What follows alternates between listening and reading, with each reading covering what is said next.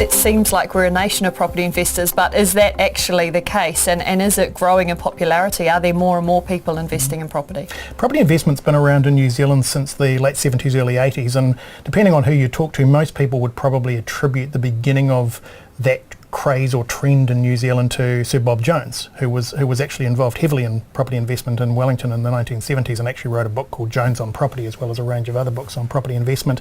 And he ran a series of seminars in the late 70s, early 80s, which attracted literally thousands of New Zealanders, and it really set that bug off.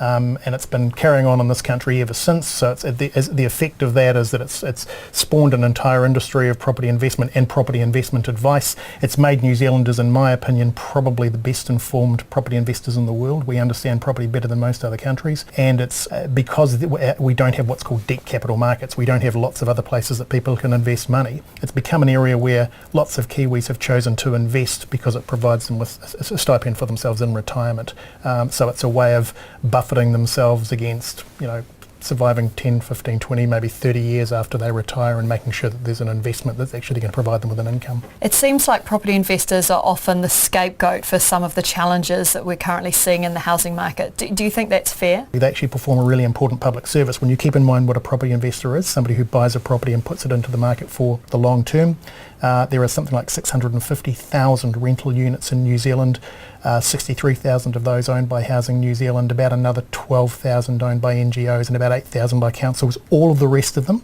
are owned by the private sector. If those people didn't own those rental properties, they'd have to be provided by the state. So they actually perform a very important public service, and they save the country literally billions of dollars on an annual basis.